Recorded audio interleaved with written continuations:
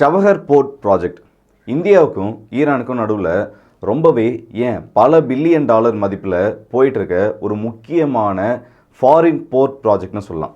இந்த ப்ராஜெக்ட் ஆனது ஈரானுக்கு எந்த அளவுக்கு முக்கியமோ அதை விட இந்தியாவுக்கு ரொம்பவே முக்கியம். கிட்டத்தட்ட ஒரு குளோபல் சூப்பர் பவராக இந்தியா மாறணும்னா அதுக்கான பிள்ளையார் சுழி போடப்படக்கூடிய இடம் தான் இந்த சபஹர் போர்ட்னு சொல்லலாம். இந்த சபஹர் போர்ட்டை பற்றி நிறைய இன்ஃபர்மேஷன்ஸ் வெளியில் இருந்தாலும் இதோட இன்னொரு பக்கம்னு சொல்லிட்டு, அதாவது இந்த போர்ட்டால் நம்ம இந்தியாவுக்கு என்னெல்லாம் அட்வான்டேஜ் இருக்குன்னு சொல்லிட்டு வெளியில் வராத நிறைய விஷயங்கள் இருக்குது. அது எல்லாத்தையுமே இந்த வீடியோவில் டீட்டெயிலாக பார்த்துலாம். சபஹர் போர்ட் ஏன் இந்தியாவுக்கு ரொம்ப முக்கியம்னு சொல்லிட்டு. ஸோ வாங்க டேரெக்டாக வீடியோக்குள்ளே போயிடலாம். நான் உங்கள் ஆர்கே. இது தமிழ் பொக்கிஷம் வழங்கும் டிபி ட்ரெண்டிங்ஸ்.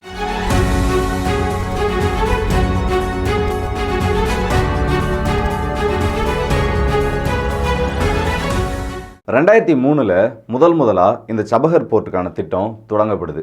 இந்தியாவுக்கு வெளிநாடுகளில் நிறைய பேசஸ் இருந்தாலும் இந்தியா கிட்ட அஃபிஷியலாக எந்த ஒரு ஃபாரின் போர்ட்டும் கிடையாது. போர்ட்டுக்கும் பேஸுக்கும் நிறைய வித்தியாசம் இருக்குது. இந்த பேஸில் நம்மளோட மிலிட்ரி ஹார்ட்வேர்ஸ், மிலிட்ரி எக்யூப்மெண்ட்ஸ் அந்த மாதிரி நம்ம மெயின்டைன் பண்ணிகிட்டு இருப்போம். ஆனால் போர்ட்டுன்றது மொத்தமாக ட்ரேடை பொறுத்துனது மட்டுமே. இந்த போர்ட் எந்த அளவுக்கு முக்கியம்னா நம்மளோட இன்ஃப்ராஸ்ட்ரக்சர்ஸ், அதாவது இராணுவ சம்மந்தப்பட்ட தளவாடங்கள் வெளிநாடுகளில் எவ்வளோ இருந்தாலும் நம்மளோட எக்கானமியை பூஸ்ட் பண்ணுறதுக்கும், அது மட்டும் இல்லாமல் இன்னொரு நாட்டுக்கும் நம்மளோட நாட்டுக்கும் நடுவில் ஒரு நல்ல ட்ரேட் லைன் இருக்கணும், நம்மளோட பொருளாதார வளர்ச்சி அதிகமாக இருக்கணும்னா இந்த மாதிரி நிறைய போர்ட்ஸ் நமக்கு தேவை. இப்போ உதாரணத்துக்கு யூஎஸ் எல்லாம் நிறைய இடத்துல அவங்களோட வர்த்தகத்துக்காகவே ப்ரைவேட்டாக அவங்க நாட்டுக்குன்னு சொல்லிட்டு பல நாடுகளில் அந்த நாட்டோட அரசாங்கத்துக்கு கூட அக்ரிமெண்ட் சைன் பண்ணி நிறைய போர்ட்ஸை வச்சுருக்காங்க. ஆனால் நம்ம இந்தியாவுக்கு அந்த மாதிரி எந்த ஒரு போர்ட்டும் கிடையாது. இப்போ இந்தியாவுக்கு இந்த போர்ட் அவசியம் தானான்னு கேட்டிங்கன்னா, நம்ம இந்தியா எக்கனாமிக்கலி பொருளாதார ரீதியாக ஒரு சூப்பர் பவராக வரலாறு நாடு ஆகணும்னா இந்த மாதிரி நிறைய போர்ட்ஸ் நமக்கு தேவை. சரி, இதோட முதல் கட்டம் தான் இந்த சபஹர் போர்ட்டானது. 2003 இந்த போர்ட்டுக்கான திட்டம் இறுதி செய்யப்பட்டு நமக்கு ஈரானுக்கு நடுவில் கையெழுத்தாகுது. இப்படி கையெழுத்தானதுக்கு அப்புறமா INSTC, international north south transport corridor என்ற திட்டத்துக்கு இந்த போர்ட்டானது இன்றியமையாததாக மாறுது. ஏன்னா பாகிஸ்தானோட ஒட்டுமொத்த கடல் பரப்பையும் நம்ம பைபாஸ் பண்ணி போனோம். அது மட்டும் இல்லாமல் லேண்ட் மூலயமாவும் நம்ம பாகிஸ்தானை யூஸ் பண்ணக்கூடாதுன்னு நினைக்கிறப்போ நமக்கு இருக்க ஒரே வழி இந்த சபஹர் போர்ட்டு தான். ஏன்னா இந்த போர்ட் இல்லைனா, இந்த இடத்துல இந்த மெயினான இந்த ஹப் இல்லைனா நம்ம வேறு வழி இல்லாமல் லேண்ட் ரூட்டுக்கு பாகிஸ்தானை தான் எதிர்பார்க்க வேண்டியது இருக்கும். ஆனால் இப்போ இந்த போர்ட் மட்டும் இந்த இடத்துல ஒட்டுமொத்தமாக கட்டி முடிக்கப்பட்டுச்சுன்னா நமக்கு அந்த வழி தேவையே படாது. நம்ம ஒட்டுமொத்தமாக பாகிஸ்தானை நீ போப்பா ராசா ஓரமான்னு சொல்லிட்டு நம்ம எல்லாத்தையும் ஸ்கிப் பண்ணிவிட்டு நம்ம ஈரான் மூலயமா நம்மளோட ட்ரேடை இன்னும் இம்ப்ரூவ் பண்ணிக்கலாம். ஈரானோட இந்த சபஹரில் 2 முக்கியமான போர்ட் இருக்குது. ஆனால் அது ரெண்டுத்தையும் நம்மளோட இந்தியா ரெடி பண்ணல. நம்ம இந்தியா இப்போ இந்த டெவலப்மெண்ட் ப்ராஜெக்டில் ஈடுபட்டு இருக்கிறது ஷாஹித் பெஹஸ்டி போர்ட்டுன்னு சொல்லுவாங்க. இந்த ஒரு போர்ட்டு தான் நம்மளோட இந்தியாவும் ஈரானும் சேர்ந்து இப்போ டெவலப் பண்ணிட்டு இருக்காங்க. சரி, இந்த போர்ட்டோட இம்பார்ட்டன்ஸ் என்னன்னு கேட்டிங்கன்னா, நான் முன்ன சொன்ன மாதிரி நம்மளோட எக்கானமி க்ரோத்துக்கு இந்த ஐஎன்எஸ்டிசி காரிடார்ன்றது ரொம்பவே இன்றியமையாதது. ஏன்னா சென்ட் பீட்டர்ஸ்பர்கை நம்மளோட மும்பை கூட கனெக்ட் பண்ணுறது கிட்டத்தட்ட ஒரு 7500 கிலோமீட்டர் தூரத்துக்கான ஒரு வணிக பாதை தான் இது. இது நம்ம இந்தியாவை பொறுத்த வரைக்கும் நார்மலான ஒரு வணிக பாதை மாதிரி கிடையாது. ரஷ்யாவையும் இந்தியாவையும் கனெக்ட் பண்ணுறதோட மட்டும் இல்லாமல் நிறைய சென்ட்ரல் ஏஷியன் கண்ட்ரிஸை கனெக்ட் பண்ணுறது தான் இதோட முக்கியமான நோக்கமே. இதனால் நமக்கு என்ன பெரிய அட்வான்டேஜ்னு கேட்டிங்கன்னா, ரஷ்யா கிட்டேருந்து வர குட்ஸ், அது டிஃபென்ஸ் சம்மந்தப்பட்ட பொருட்களாக இருக்கட்டும், இப்போ வாங்கிட்டு இருக்க ஆயில், அந்த மாதிரி எந்த ஒரு பொருளாக இருக்கட்டும், இது எல்லாமே கிட்டத்தட்ட பாதிக்கு பாதி நாள் இப்போது யூரோப்பியன் காண்டினென்ட் வழியாக ட்ராவல் பண்ணி இதெல்லாம் வரணும்னா ஒரு 20லேருந்து 25 நாள் ஆகுதுன்னு வச்சுக்கோங்க. இந்த நார்த் சவுத் டிரான்ஸ்போர்ட் காரிடார் மட்டும் செயல்பாட்டுக்கு வந்துருச்சுன்னா கிட்டத்தட்ட 10லேருந்து 13 நாளைக்குள்ளே இந்த பொருட்கள் எல்லாமே நம்மளோட இந்தியாவுக்கு வரும். நாட்கள் குறையிறப்போ அதுக்கான ஷிப்பிங் காஸ்ட் குறையும், அதுக்கான வாடகை குறையும். அது எல்லாமே இந்த பொருட்கள் மேலே அதோட விலையேற்றத்தை கண்டிப்பாக குறைக்கும். சரி, ரஷ்யா கிட்டேருந்து வர பொருட்கள் மட்டும்தான் நமக்கு இதனால் குறையுமான்னு கேட்டிங்கன்னா அதுதான் கிடையாது. ரஷ்யா கிட்ட மட்டும் கிடையாது, நம்ம நிறைய சென்ட்ரல் ஏஷியன் கண்ட்ரிஸ் கிட்டேருந்து நேச்சுரல் கேஸஸாக வாங்கிட்டு இருக்கோம். உதாரணத்துக்கு துர்க்மெனிஸ்தான் கிட்டேருந்துலாம் நம்ம அதிகப்படியான நேச்சுரல் கேஸை இம்போர்ட் பண்ணிகிட்டு இருக்கோம். இது எல்லாமே இந்த ரூட் மட்டும் ஆக்டிவேட் ஆகிடுச்சுன்னா நமக்கு இப்போ கிடைக்கிறத விட இன்னமும் கம்மியான விலையில் நிறையவே கிடைக்கும். இது மட்டும்தான் இதில் அட்வான்டேஜ்னு கேட்டிங்கன்னா இதை விட இன்னும் நிறைய அட்வான்டேஜ் இருக்குது. இந்த போர்ட்லேருந்து கிட்டத்தட்ட ஒரு 600 கிலோமீட்டருக்கு மேலே ரயில்வே லைன் லே பண்ணுறது இருக்குது. ஈரானுக்குள்ளே போகிற இந்த ரயில்வே லைன் அங்கேருந்து துர்க்மெனிஸ்தான் பார்டர் வரைக்கும் கிட்டத்தட்ட ஒரு 1000 கிலோமீட்டருக்கு ட்ராவல் பண்ணும். ஸோ துர்க்மெனிஸ்தான்லேருந்து ரயில்வே ட்ராக் மூலியமாக கொண்டு வரப்படுற பொருட்கள் எல்லாமே நம்ம சபஹர் போர்ட் வரைக்கும் வந்துடும். சபஹர் போர்ட்லேருந்து அதுக்கப்புறமா நம்ம இந்தியாவுக்கு டேரெக்டாக மும்பை கிட்ட வந்துடும். கிட்டத்தட்ட வெறும் 2 இடத்துல இதை ஷிப்பிங் பண்ணால் போதும். அதாவது 2 இடத்துல, ஒரு இடத்துல ஏற்றி இன்னொரு இடத்துல இறக்கி இன்னொரு இடத்துல இறக்குனா போதும்.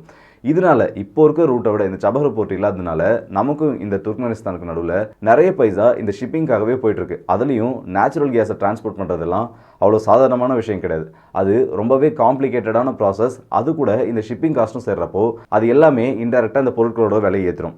இது ஒரு பக்கம் இருக்கப்போ சீனாவோட சைனா பாகிஸ்தான் எக்கானமிக் காரிடாருக்கும் சரி, அவங்க இந்தியாவை ஒட்டுமொத்தமாக சுற்றி வளைச்சிருக்க பெல்ட் அண்ட் ரோடு இனிஷியேட்டிவும் சரி, இது எல்லாத்துக்கும் இந்த திட்டம் ஒரு சரவெடி பதிலாக இருக்கும்னு சொல்லலாம். ஏன்னா அவங்கள பொறுத்த வரைக்கும், சீனாவை பொறுத்த வரைக்கும் அவங்க மற்ற யூரோப்பியன் கண்ட்ரிஸ் கூடயும் சென்ட்ரல் ஏஷியன் கண்ட்ரிஸையும் அவங்க ஒட்டுமொத்தமாக கனெக்ட் பண்ணி அவங்களோட பக்கம் கொண்டு போகணும்னு நினச்சிட்டு இருக்காங்க. ஆனால் இந்தியாவுக்கு இந்த சபஹர் போர்ட் இருக்கின்றது அந்த சிபெக் திட்டத்துக்கும் பெல்ட் அண்ட் ரோடு இனிஷியேட்டிவ்க்கும் இருக்க ஒரு மிக முக்கியமான போட்டினே சொல்லலாம். ஏன்னா ஈரான்லேயுமே வந்து சைனாவோட இன்ஃப்ளூயன்ஸ் இருக்குது. கிட்டத்தட்ட 25 வருஷத்துக்கு, நான் சொல்கிறது ஒரு லாங் டேர்ம் இன்வெஸ்ட்மெண்ட், பல பில்லியன் டாலர் மதிப்பீட்டில் சைனாவும் ஈரானில் பண்ணியிருக்காங்க. இந்த இடத்துல ஈரானை இந்தியா ரொம்பவே கேர்ஃபுல்லாக ஹேண்டில் பண்ணி ஆகணும்னு சொல்லலாம். ஏன்னா நம்ம ஒரு சைடு எடுத்துட்டா எந்த பிரச்சனையுமே இல்லை, நல்லதோ கெட்டதோ நம்ம இந்த ஒரு சைடு இருக்கோம், நமக்கு இவங்களால ஃபுல் அட்வான்டேஜ் கிடைச்சாலும் கிடைக்கும், இல்லை ஆப்போசிட் சைட்லேருந்து ஃபுல் டிஸ்அட்வான்டேஜ் கிடைச்சாலும் கிடைக்கும்னு சொல்லி விட்டுறலாம். ஆனால் இந்தியாவோட நிலைப்பாடுன்றது இப்போ வரைக்கும் அப்படி கிடையாது. எல்லா பக்கமும் சமமாக ஒரே மாதிரி ட்ரீட் பண்ணுறதுனால கிட்டத்தட்ட கத்தி மேலே நடக்கிற மாதிரி தான் இந்தியாவோட நிலைமை போயிட்டு இருக்கு. இந்த பக்கம் அமெரிக்காவை பார்த்தாகணும், அவங்க கூட ரொம்ப ஓரியன்டாக போயிட்டா ரஷ்யாவுக்கு கோவம் வந்துடும். இந்த பக்கம் ரஷ்யா கிட்ட ரொம்ப க்ளோஸ் ஆகிட்டா அமெரிக்கா நம்மளை ப்ரெஷர் பண்ணுவாங்க. இந்த மாதிரி ரெண்டு பக்கமும் இந்தியாவுக்கு பிரச்சனைகள் இருக்குது. ஆனால் இது எல்லாத்தையும் இன்னைய வரைக்கும் நம்மளோட இந்தியா பேலன்ஸ் பண்ணிட்டு இருக்காங்க. அப்படின்னா இந்த ரெண்டு நாட்டோட இன்ஃப்ளூயன்ஸில் இந்தியா பயந்துட்டு இருக்கா, இந்த பக்கம் போகக்கூடாது அந்த பக்கம் போகக்கூடாதுன்னு சொல்லிட்டு மற்ற ரெண்டு நாடுகள் இந்தியாவை இன்ஃப்ளூயன்ஸ் பண்ணுறாங்களான்னு கேட்டிங்கன்னா அதுக்கு வாய்ப்பே கிடையாது. நிறைய டைம் நம்மளோட ஜெய்சங்கர் அவர்கள் அமெரிக்காவுக்கு சிறப்பான சம்பவங்களை பதிலாக கொடுத்துருக்காரு. அது மட்டும் இல்லாமல் வெஸ்டர்ன் கண்ட்ரிஸுமே பதிலாக கொடுத்துருக்காரு. நாங்கள் வந்து எங்களுக்கு தேவைப்பட்டதான் செய்வோம், அதுக்காக நாங்கள் ரஷ்யா கிட்ட போவோம் இல்லை உங்ககிட்ட வருவோன்ற நினப்பு உங்களுக்கு இருக்கவே கூடாது. எங்களுக்கு எது நல்லதுன்னு தோணுதோ, எங்களோட நாட்டு மக்களுக்கு எது நல்லதுன்னு தோணுதோ அதை தான் நாங்கள் செய்வோம்னு சொல்லிட்டு இந்த க்ரூட் ஆயில் வாங்குற பிரச்சனையிலே அவரோட பதிலை ஓப்பனாக சொல்லிட்டாரு. இப்போது இந்த அளவுக்கு இன்ஃப்ளூயன்ஸ் இந்தியாவுக்கு இருந்தாலும் இந்த ஈரான் விஷயத்தில் நம்ம இன்னமும் கொஞ்சம் கேர்ஃபுல்லாக தான் இருந்தாகணும். ஏன்னா அந்த இடத்துல ஏற்கனவே சீனாவோட ஆதிக்கம் இருந்தாகுது. அது மட்டும் இல்லாமல் நியூக்ளியர் சப்ளை குரூப்ஸ் என்எஸ்ஜின்னு சொல்லுவாங்க. இந்த என்எஸ்ஜியில் நம்மளோட இந்தியா ஒரு மெம்பர் ஆகிறதுக்கு 2008 ரொம்பவே ட்ரை பண்ணிட்டு இருக்காங்க. ஆனால் இன்னைய வரைக்கும் இந்தியா இதில் ஒரு மெம்பர் கிடையாது. ஏன்னா சைனா ரொம்பவே ஸ்ட்ராங்காக அப்போஸ் பண்ணுறாங்க. இந்த என்எஸ்ஜினா என்னென்னா நியூக்ளியர் சப்ளைஸ் பண்ணுறது, அதாவது இந்த நியூக்ளியருக்கான ஃபியூல் இருக்கிறதோ இல்லை அதுக்கான இன்ஃப்ராஸ்ட்ரக்சர்ஸ் எல்லாத்தையுமே இந்த குரூப்பில் இருக்கவங்களால ரொம்பவே கம்மியான அண்ட் எஃபிஷியண்ட்டான விலையில் செய்ய முடியும்.